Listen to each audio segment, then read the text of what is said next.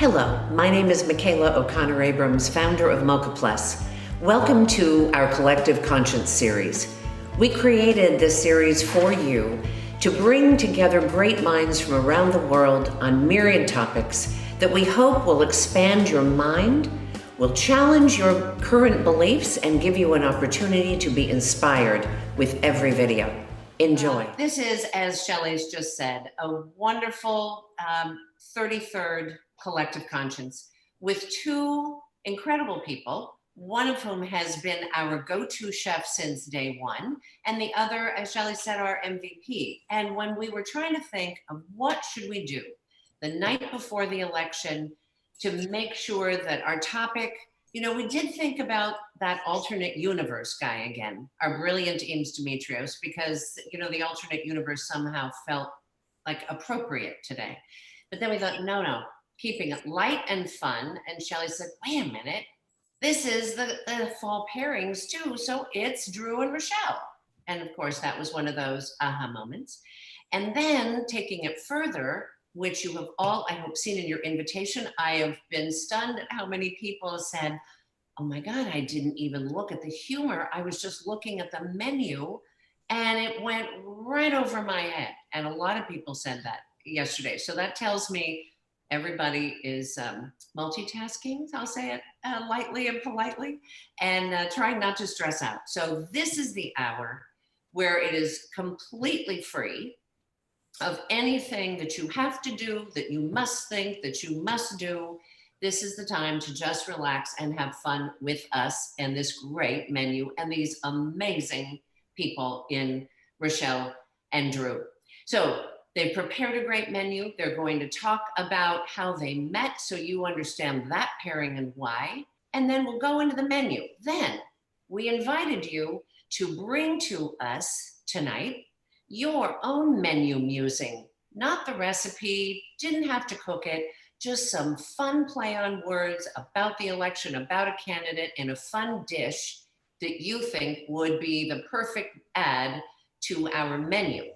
Drew, then at the end, will choose the winner, and the winner will be the recipient of a beautiful bottle of Gratitude, the new sparkling wine from Iron Horse that just got released. And what better a name than Gratitude for oh so many reasons. So without further ado, Rachelle, I will start with you, and thank you for taking us through this evening with Drew.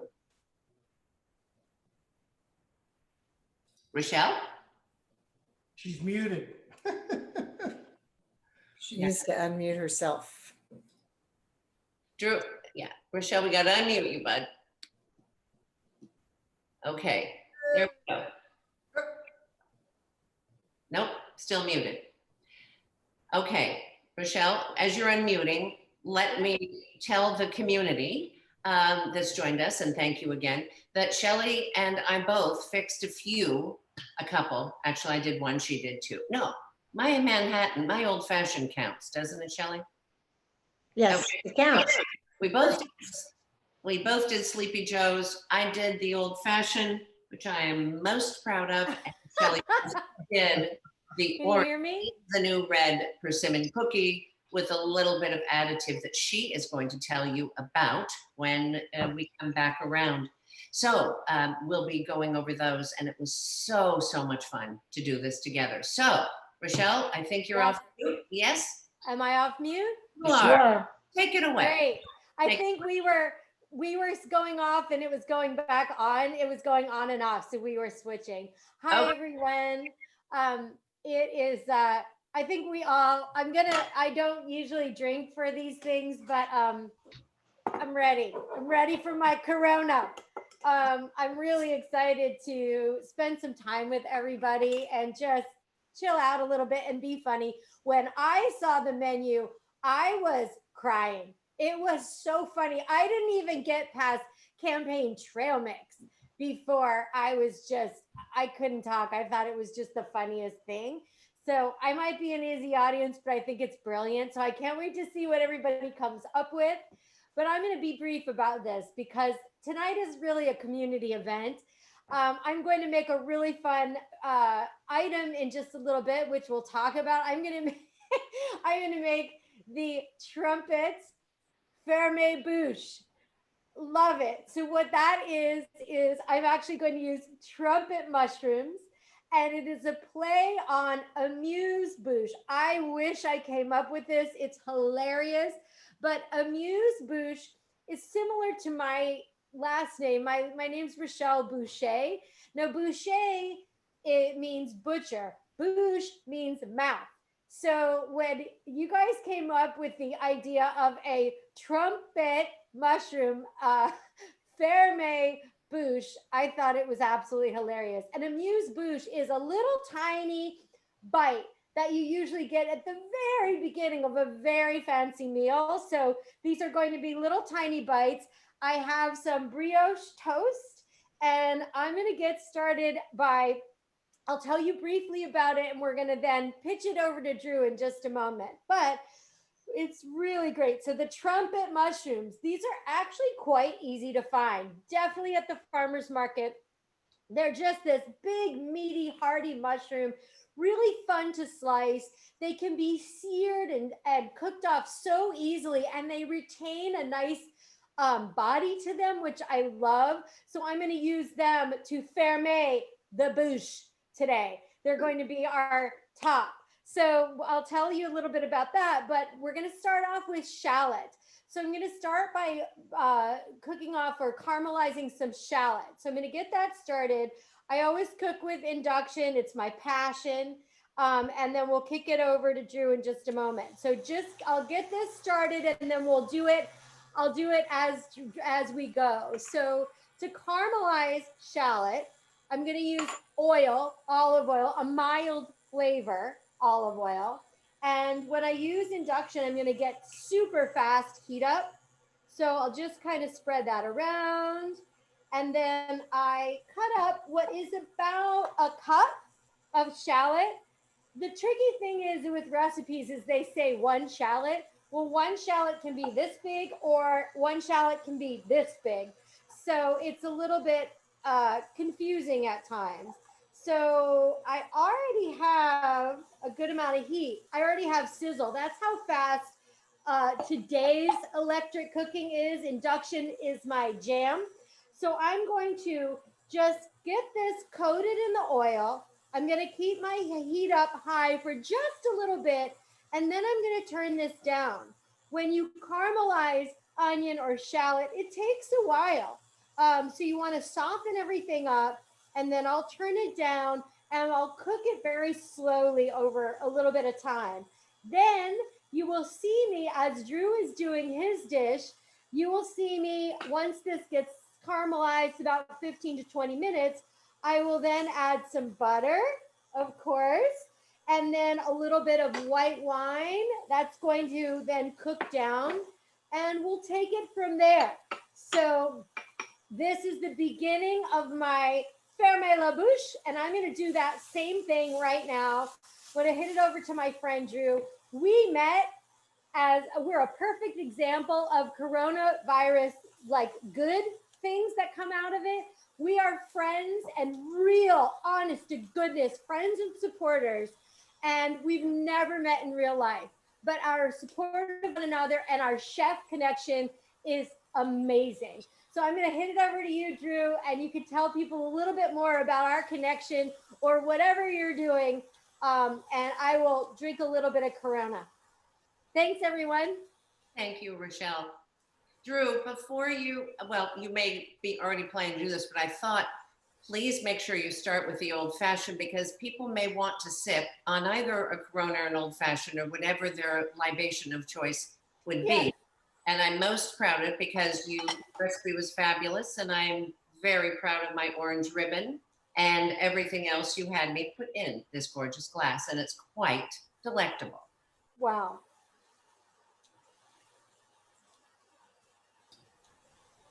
All right.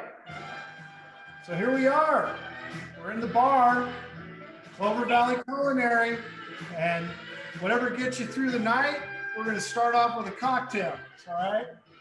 So the old fashioned was George Washington's favorite drink. And George Washington, when he was distilling rye whiskey, He at Mount Vernon, actually, that was the largest distillery in the United States. So these were cover crops that he repurposed, which is very sustainable, which is just excellent farming, right?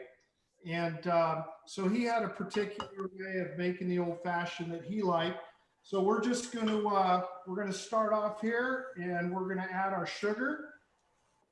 We're going to go right into this recipe. All right. So we're going to do the teaspoon of sugar. You can stir of bitters, a couple dashes. Okay. And we've got a little bit of orange rind. I use mandarins. We're coming into mandarin season in Placer County. Placer County, I can't say enough about Placer County. Placer County has world-class mandarins. The best mandarins in the world come from Placer County before any other country in the world. They're amazing, and we're coming right into the season. So we're going to add a little dash of water, just a dash. Then we're going to muddle. Okay. So when we muddle in a cocktail, what we're doing is we're mixing up all these ingredients and flavors. Okay, so we're muddling. When you muddle in life, it's kind of like disorganized chaos, you know. And it's, the muddle is kind of an interesting word, you know. It's a good thing when we're making a drink. Oh, it's not a good thing when we're trying to get through life. So then we want to take our orange rind out, okay, that we used to muddle with, right? And we're going to put in and I like the big ice cubes, the big blocks. Block ice cube, okay? Just another dash of bitters. Okay. Then I chose the Maker's Mark. There's a lot of different bourbons out there, bourbon whiskey. Maker's Mark, I'm trying to tie into the theme tonight. So whenever you used to sign an official document, you're asked to make your mark. Maker's Mark has the 46. So the 46 was they were trying to come up with the best whiskey for this batch, this year that they made this. The 46th one, it was a blind tasting. The 46th one was their favorite. And you never know, we could be voting in our 46th president this year. So, you know, I think it's a great whiskey. We're going to put in a shot of whiskey, bourbon. Then we're going to add Benedictine. Benedictine is a cordial. You might be familiar with B&B, brandy and Benedictine. Benedictine's been around since probably 16th century monks. There's only 3 people alive that actually have the original recipe. Wow. It's 7 different flowers and botanicals and roots. There's a lot of different things in Benedictine. It's a very secret recipe, but it's a wonderful cordial for drinks like this. So we're going to put in a half a shot of Benedictine. Here we go. Okay. Then we're going to stir. I'm a stirred, not shaken guy. So we're going to stir that. We're going to add our garnish, which is I used again mandarin rind and a cherry, right? I cannot tell a lie. George Washington chopped down the cherry. And here we go. I got cookies coming out of the oven, and we're going to turn it back over to you, Rachelle. Cheers, everybody. Cheers. Cheers. That's great. Wonderful. So I've got, this goes very quickly, the caramelization. So I don't know if you can see, but really got beautiful color here. Really super. I'm going to go a little bit longer on that. That is going to give me what's called, this is the Maillard reaction. It's a very fancy culinary term, meaning the sugars are turning brown. So I'll keep going on this, and in a little bit, I'll add the butter, the wine, cook that down, and then I'll show you, I'm using 2 herbs. One of them is marjoram, and it's very, it's not used that often. And I understand it's very strong. It's very floral. You were just talking, Drew, about floral kind of flavors, but it is amazing with mushrooms. Also, I have some very beautiful fresh thyme. And I'm going to go just a little bit on the margarine, cut it up really fine, but that's going to be towards the end. And then 1 clove of garlic. So I'll kick it back to you, Drew, because you have a lot to cook, and I'll just quietly brown my shallots. Before you do that, I just want to jump in and let you know that there's some serious cheering going for you in the chat, Drew, for your first collective conscience. From iPhone says go Drew, as does Cheryl, and James says cheers, Dad. Oh, nice. James is our, I'm going to say cheers back. James is our budding videographer for Clover Valley Culinary. And he is doing a lot of video work as his real day job. And actually his senior thesis he wrote has had the most hits on it on the Dominican website. And that's awesome. Used as a research paper now for many organizations across the world. Cheers back. Fabulous. That's wonderful. All right, so am I up? All right, so we just had the cookies come out of the oven. I'm going to talk about these because they just came out of the oven, so I'm going to switch it up a little bit. These cookies, the persimmon cookies, there's a couple kinds of persimmons out there. I go to Twin Peaks Orchard Delights up here in Placer County. They're, I don't know how many generations, since the 1900s. Wow. Family. There's 2 different kinds of persimmons: the hachillas and the fuyus. The hachillas typically you cook with. The fuyus, a lot of times people are used to that for cookies. You eat them ripe. They're a lot softer. But these are the gosho, and they're really hard to find. But Camellia and Justin up there at Twin Peaks Orchard, they always have these, and they really have an amazing flavor to me because you can use them as a savory. Just use them in couscous. I've made them with risotto, or you can use them as a sweet. And so what I typically do with these, even when they're ripe, they're still a little bit firm. I'll take a peeler and I'll just peel the skin off. Wow. Okay, so you just peel the skin with a vegetable peeler. Okay, Very take cool. all the way off. All right. Like an apple, these have a core, they have some seeds, so you want to cut around that. And then you're going to dice your fruit up. You don't have to do anything fancy. This is just a Jacques Pepin rough chop, because we're going to go back and we're going to slowly cook that on the stove. A little bit of water. What you end up with, I don't know if you can see that in there, but what you end up with is a puree. And if you read cookie recipes, they talk about the pulp, right? This is the pulp. And you get an amazing flavor after cooking it. So the gosho is really different. If you can find it at your farmers markets, I really, really recommend it.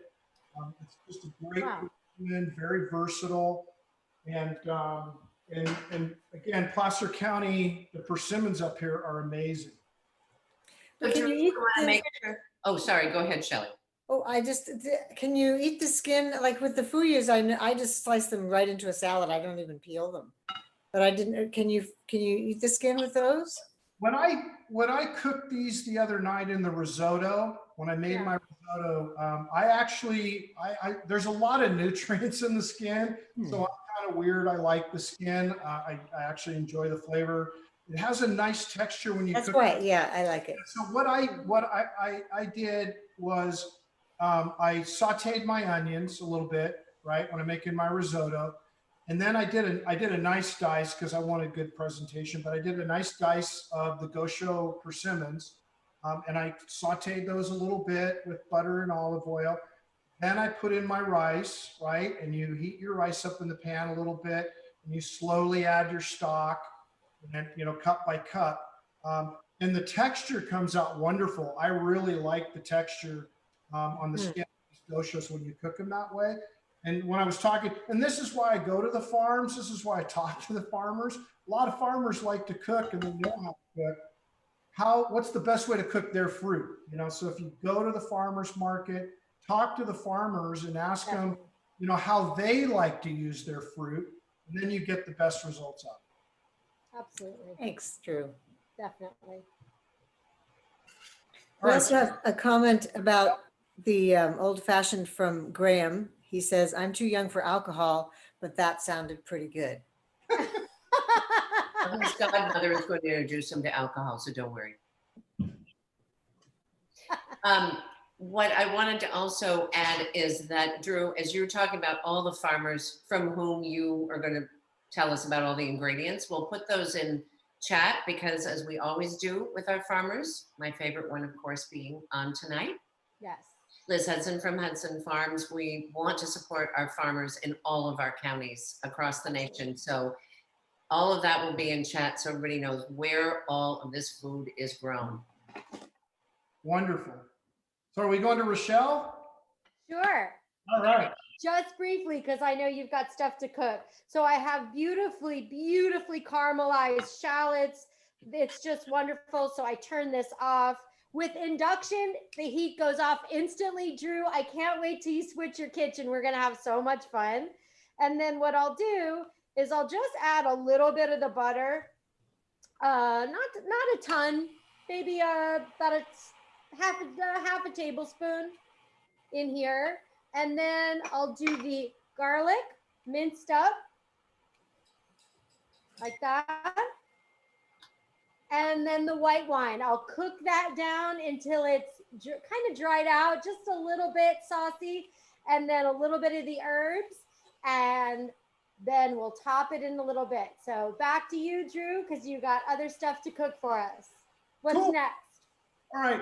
So next we're going to go with the beet on sourdough hardtack. So hardtack, I will say there's just no good recipe for hardtack. It's horrible.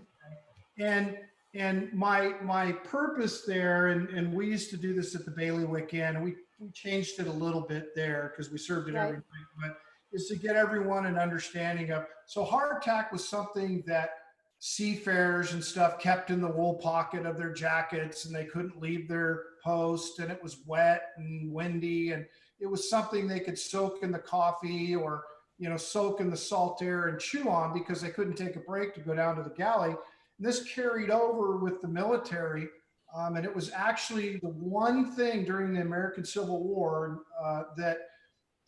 it was the one thing that both sides agreed on or had in common was every soldier carried hardtack in their pocket.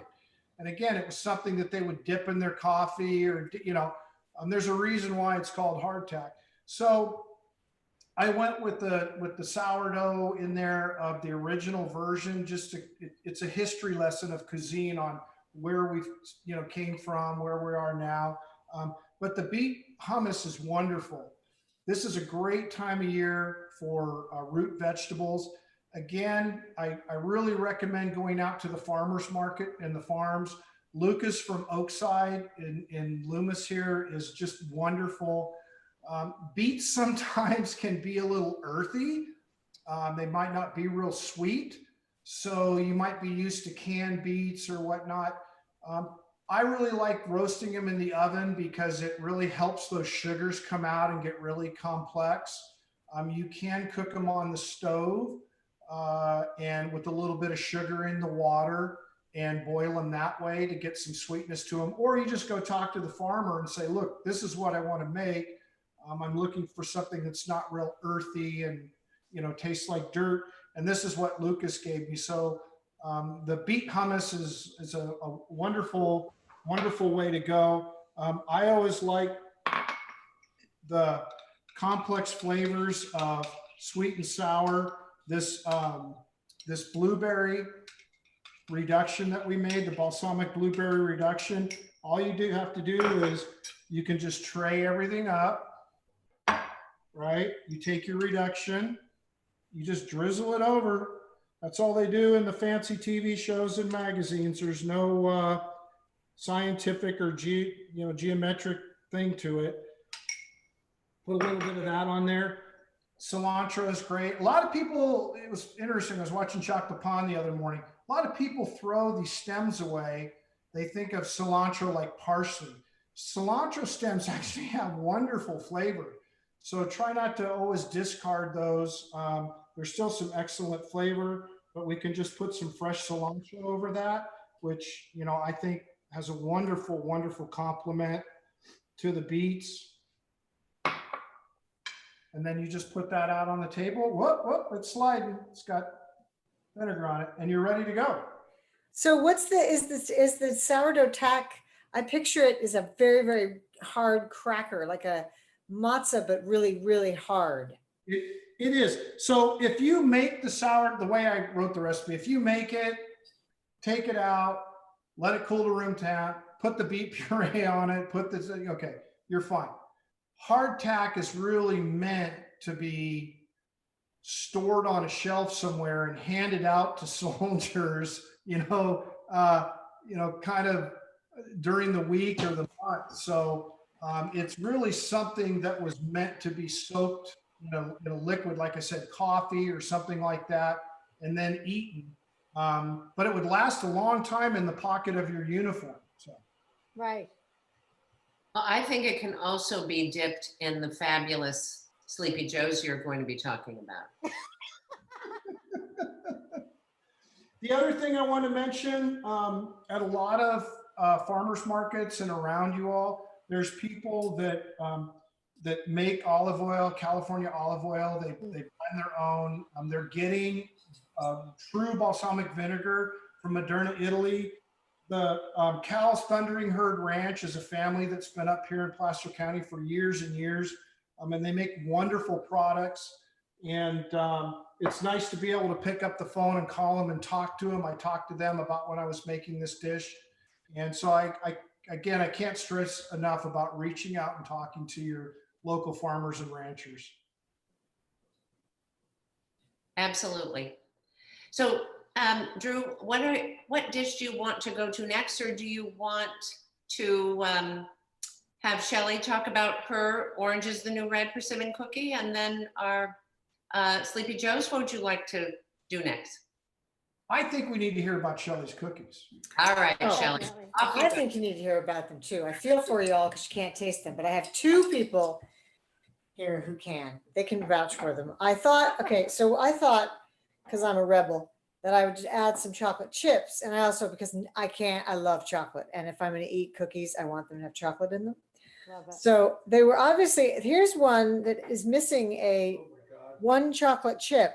And there's someone here on this, in this little salon here who might just be guilty of that.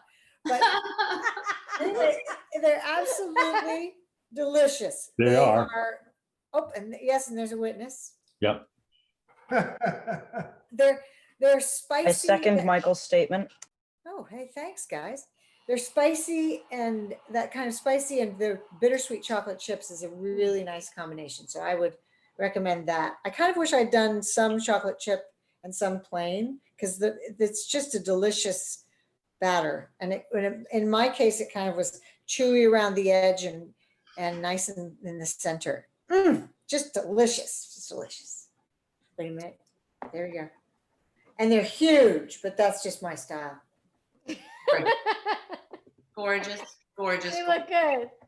Gorgeous. All right, are we ready for you, Rachelle? Sure. Okay. I love the cookie with the hole in it. That's perfect. So I've got a nice, I put the white wine and the butter into my beautifully caramelized shallot. And I put a little bit of the marjoram and a little bit of the fresh thyme. And this is very similar to if you've made a tart like this. It's a very classic thing, is to make a caramelized onion tart. So then what I'll do is I'm going to cut the trumpet mushrooms, but I've already done that. They've got a little kind of root end on the bottom, and they just cut up so beautifully. They've got such a great texture. So what I'll do is I'm going to take this mixture out. I'll taste it and season it. And then I've got these little brioche rounds. These are the bouche. And I'm going to put a little bit of Gruyere cheese on top, a little bit of the caramelized onion mixture once I taste it, season it. and then a little bit of the Gruyere cheese, and then I just beautifully pan-seared these beautiful trumpet mushrooms, and that's going to go on top to fermer la bouche. So back to you, Drew, and I will be putting these together, and I'll show you guys how to do the mushrooms if we have time. All right. Okay. All right, Drew. Going to our Sleepy Joes? We're moving on to the highlight of tonight, the Sleepy Joes, because we've got some cooking going on out there. This was a great thing that Michela and Shelley came up with. Instead of Sloppy Joe, the Sleepy Joe, which I love, because if you know Joe, he's only sleepy till you take a bite out of him, and then he gets real spicy. So we went with a real spicy flavor here, and a little bit different. We went. Oh, you need. Lamb is lamb is wonderful, and there's many cuts of the lamb that you can use, especially for a dish like this. You can use ground lamb, you can use shoulder. There's a lot of different cuts of the meat. Again, I can't say enough. I feel blessed and grateful to be up here in Placer County. Because there's local ranchers up here. I've actually been to the ranch. The way that Sinclair Family Farm, the way that they put their meat together, they have a USDA processing plant. They cryovac this meat. It's not like on a tray with some plastic wrap shrink wrapped on it like at the store. I've been out to the farm. I've talked to them. The way that they ranch is in a very sustainable way. It's a humane way. They're very involved in Placer County in promoting all of Placer County, not just the ranches, but the farms. They help other ranchers out with their meat. So I know it's good quality meat. I don't have to think about, did it come from a processing plant in Chicago? And right now with COVID, supply chain and all that is tough. So it's wonderful to have a local resource. And there's a lot out there. I mean, if you're down in the Bay Area, you're real close to Dixon, or take a drive up here. But so we did the sloppy Joe. We did it the sleepy way, which is wonderful. I like to use King's Hawaiian rolls, are kind of my go-to if I'm doing sliders and things like that. I really like the flavor, and they're easy to work with. You take them and you brown them off in the oven. And cut them in half and brown them off in the oven. And then, so you can do this a couple different ways. Shelley and I were actually texting back and forth, and she said, which this is going to tie into Rachelle. She says, hey, can I do this in the slow cooker? Which the slow cooker is not using gas, right? So it's clean energy. There's wonderful slow cookers out there now that actually, if you turn them on high, they'll heat from the bottom and actually help you kind of brown the meat off and sear the meat off, so you don't have to put anything on the stove. And then you can put your other ingredients in, and you can slow cook all day, and you get those wonderful flavors just balance and come together in the slow cooker over time, the spices and everything. So, and it's not something you have to watch and worry about. Is it going to burn? I think it's a fabulous idea. So we're just going to put a little bit of this on each one. Again, these are sloppy, right? I mean, this is, right now, this is a messy thing we're going through here. So this dish fits in perfect. I remember having these in school back when they would do them with a side of green beans that didn't always look green, but. And Drew, while you're doing that, we have Taylor Abrams says that she shared the recipes with her friends, and they're all cooking the Sleepy Joes tomorrow. They loved it. Yeah, the Sleepy Joes was awesome. I was dying laughing. I'm like, oh my God, I can't wait to cook Sleepy Joes. This is perfect. So we're gonna put. I give my business partner here 1,000% credit for that. I came up with trumpet mushrooms, and she said, but we have to have Sleepy Joes. I'm like, okay, that takes it. Well, it was really an epic conversation. It was a great conversation. Drew, while you're doing that and showing that, since Shelley and I were so excited about this and what you and Rachelle put together, we each did our own Sleepy Joes. She did the overachieving and doing that magnificent cookie. But I thought I'd say that I did the slow cooker version, and I did it with the lamb shoulder. Mhm. And so, but I did exactly what you told me to do, minus I just took the lamb stew, I put it in at noon on low and did it until 5 o'clock, but still I've browned it because this is not a slow cooker that heats well from the bottom. So I browned it in my cast iron pan after dredging it, did everything else exactly as you said, did this just like that. I have one of the Hawaiian roll brioche, and it was like a confit. It was just Wow. melting in your mouth. So the recipe is durable on any, whether it's cooking it in the cast iron, and then Shelley actually went back. I did the slow cooker and she put it in the pot. So Shelley, talk about yours too, please. Well, I decided I have a wonderful copper pot collection. It's just it's what I would grab from my house, and I mean, including my husband and son, and dog. It was calling my name, and so I decided to do it on the stovetop. So I did it with the ground lamb, but I'm not a fan of green pepper, so I did it with orange pepper because I thought, orange is the new Sleepy Joe. There's a little spoonful, and I don't have my act together yet to do the buns. I couldn't find Dutch Crunch, which I love that. I love that recommendation, Drew. I'm just going to do them on some Francesi from a bakery that I like. So a little crunchy on the outside. That's the idea, I think. And Graham and I get to have that for supper when this little collective conscience. So. Perfect. I have to say, this is what I know my godson Graham would like. The brioche Hawaiian sweet with the sweet hot lamb. Okay, thanks for that, fairy godmother. Thanks. That's my pleasure. I can confirm. Thank you, Graham. So, Okay. how are you doing, Rachelle? Are we ready to whip something up over there? I have the mushrooms are just beautifully browned. So I'll show you quickly, and I'm going to pop this in the oven. So I top the brioche rounds with a little bit of the Gruyere cheese. It's just a nutty, flavorful, beautiful melting cheese. And I will top it with just a little, we're going to now ferme la bouche. These are our little rounds.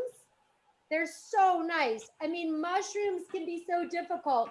We actually go and forage in Marin for mushrooms, and you get all these, some years you get big bunches of mushrooms, and then the next thing you know, you cook them down and there's not much left. What's great about the trumpet mushroom is you get a beautiful texture still. So you can get a wonderful color. They don't kind of disappear into nothing. So we're going to put these little, and they're very much like almost like a scallop in how they brown. They're great. So I'm going to ferme all these bouche. We're going to pop them in the oven just for maybe 5 minutes, just to bring it together and melt the cheese a little bit. And we will have a little bite. So back to you, Drew. All right. So, anybody has any questions? I think I'm kind of at the end of, I like garnishing dishes. I used mint. I think mint is always wonderful with lamb. And, kind of like Shelley and Michela were touching upon,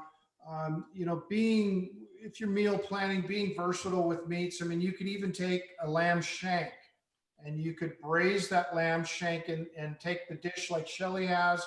You could put it in the oven and use it like a Dutch oven and braise that lamb shank for, on a low temperature, probably 300, 325 for many hours, and then take that meat off of it and mix it in with the sauce, and you have a wonderful dish, just something different. So I think being versatile with different cuts of meat is a great way to go.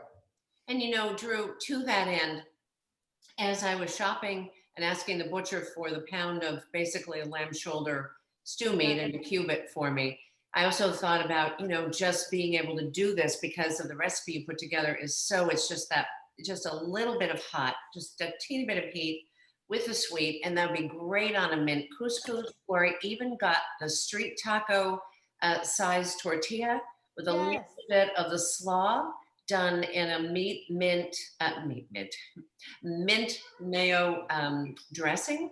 Like you put that inside, wrap that in, and it's really, So it, to your point, it's so versatile that you can. And so tomorrow, everybody, just feel free to experiment. Take this, make a big pot of it, and everybody in your family or a couple friends stopping by in your bubble may say, yeah, I'm not so much on the sweet roll. Just give me that on some whatever. You can put it on couscous, on potatoes, on rice, inside the street taco. Anyway, just it's versatile, and the way that Drew has put together this menu with this, it is so great in so many ways. Oh, how fun. Yeah. How fun. I love the street taco idea. That's brilliant. Really.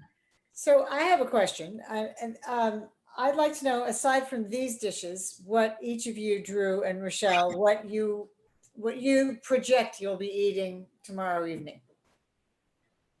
Rachelle, you go first. Yeah, so we're starting our vacation in about 15 minutes. Well, this is vacation for me because community is everything to me. We're going to take 4 days and we're going to go down the coast. So I'll probably post everything on Instagram, but we're going to definitely do Half Moon Bay fresh caught seafood because that's where we're going to be. And definitely Brussels sprouts because that's where they are. They're growing everywhere down there. And we'll see from there, but I can't wait. We're going to go off the grid for the next 4 days. And because we're pretty smart like that. That sounds wonderful. Fabulous. That is terrific.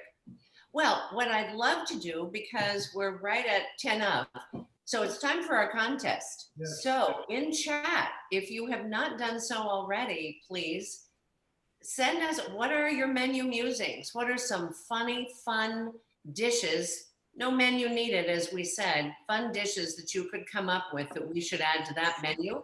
And in about 7 minutes, Drew and Rachelle will choose a winner, and you will be the recipient of a beautiful bottle of gratitude from Iron Horse. That's amazing. So I think you need to say them out loud as they come in, don't you? Oh, I think so too, Shelley. Have you looked at them? Do we have them? You take the first one. I'll take the second.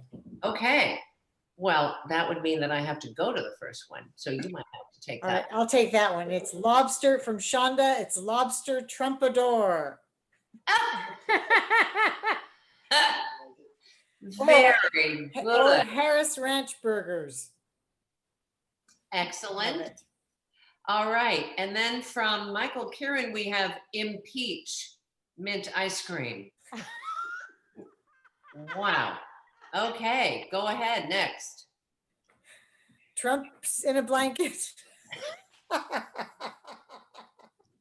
Pretty cute. Oh boy. Okay. What's next? I don't know. All right. We're underachieving. There you go. There you go. Hold on. We have Ruth Bader Ginsburgers with a liberal helping of Antonin Scalia. That's my number one right there. That's my number one. Ruth Bader Ginsburgers. It's so good. With So the good. helping of Culinary, I'm telling you right now, it's coming up. We have, Man, Cindy Polino, Cindy Polino, excuse me. That was that's something. okay, hold on. Mask up shrimp. Mask up shrimp. Okay. Bide our time shrimp. Oh, bide our time chili. Melania Foy. What's that one? Melania Foy. Funny. Wow. Oh, those are really. Ruth Bader Ginsburgers. Yes. With a liberal helping of Antonin Scalia potatoes. Honestly, I have a feeling we have a runaway winner here. Hand down, I think hand down. Yeah. Homie, we're gonna franchise that. Get Ginsburgers, Ruth Bader Okay. Ginsburg. We're All franchising. right, Cindy Coyne. Wait, we have another comb over spaghetti with orange pepper sauce. Oh my God. That's pretty good.